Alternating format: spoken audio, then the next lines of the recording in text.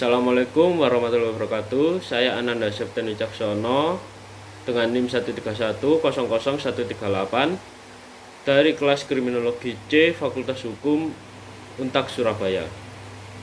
Di sini saya akan menjelaskan apa itu kriminologi.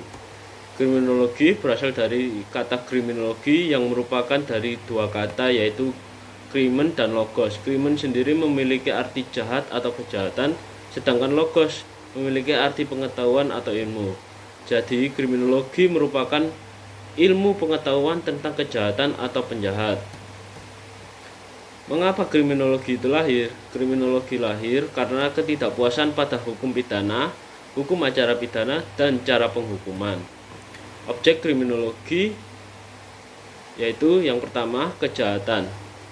Banyak para pakar mendefinisikan kejahatan dari berbagai sudut. Pengertian kejahatan merupakan suatu pengertian yang relatif, bahwa kejahatan didefinisikan secara luas dan dalam bentuk kejahatan tidak sama menurut tempat dan waktu. Kriminologi dituntut sebagai salah satu bidang ilmu yang bisa memberikan sumbang pemikiran terhadap kebijakan hukum pidana. Kedua, pelaku. Pelaku yang dapat dikualifikasikan sebagai pelaku kejahatan. Untuk dapat dikategorikan sebagai pelaku, mereka yang telah ditetapkan sebagai pelanggar hukum oleh pengadilan. Ketiga, reaksi masyarakat terhadap kejahatan dan penjahat.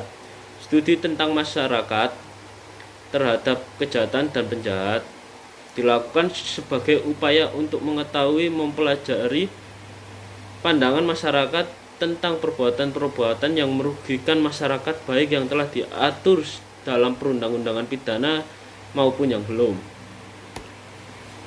Definisi menurut para ahli. Menurut para ahli, yaitu W.A. Bonger. W.A. Bonger menyatakan bahwa ilmu pengetahuan bertujuan untuk menyelidiki gejala kejahatan seluas-luasnya. Bonger membagi kriminologi menjadi dua. Yang pertama, kriminologi murni yang mencakup antropologi kriminal, sosiologi kriminal, psikologi kriminal, psikopatologi dan neuropatologi kriminal, dan penologi. Yang kedua, kriminologi terapan yang mencakup hikme kriminal, politik kriminal, kriminalistik. Menurut Edwin Sutherland, merumuskan kriminologi meliputi sosiologi hukum, etiologi hukum, dan penologi.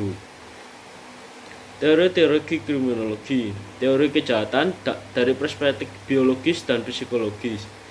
Penjelasan biologis atas kejahatan merupakan sudah sebelum abad ke-19, ilmu pengetahuan fisionomi dan frenologi telah memperkenalkan faktor-faktor biologis tertentu dalam studi tentang sebab masalah kejahatan. Teori pertama yaitu dari Jerzy Lamberto pada tahun 1935 sampai 1909. Teori Lamberto tentang background kriminal, insight kriminal, dan criminology.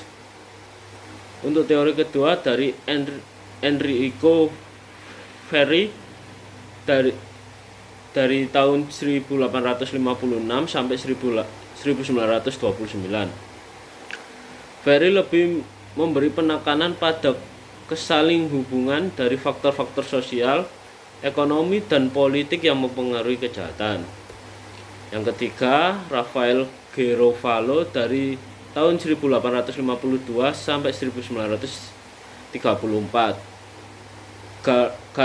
Garofalo menelusuri akar tingkah laku kejahatan bukan pada bentuk-bentuk fisik, tetapi pada kesamaan psikologi yang disebut sebagai moral anomalis. Yang keempat, Charles B. Goring. Goring menyimpulkan bahwa tidak ada perbedaan signifikan antara penjahat dengan non-penjahat kecuali dalam hal tinggi dan berat tubuh. Para penjahat didapati lebih kecil dan ramping. Goring menyatakan bahwa kondisi fisik yang kurang ditambah keadaan yang cacat merupakan faktor-faktor penentu dalam kepribadian kriminal. Aliran-aliran dalam kriminologi yaitu aliran klasik. Individu dilahirkan dengan kehendak bebas untuk menentukan pilihan hidupnya. Individu memiliki hak asasi di antara hak untuk hidup, kebebasan, dan memiliki kekayaan. Pemerintah negara dibentuk untuk melindungi hak-hak tersebut dan muncul sebagai hasil perjanjian sosial. Kejahatan merupakan pelanggaran terhadap perjanjian sosial. Hukuman hanya dibenarkan selama hukuman itu ditunjukkan untuk memelihara perjanjian sosial. Setiap orang dianggap sama di muka hukum, oleh karena itu seharusnya setiap orang diperlakukan sama. Aliran positif. Kehidupan manusia dikuasai oleh hukum sebab akibat masalah sosial seperti kejahatan dapat diatasi dengan melakukan studi secara sistematis mengenai tingkah laku kriminal adalah hasil abnormalitas. Tanda-tanda abnormalitas tersebut dapat dibandingkan dengan tanda-tanda yang normal.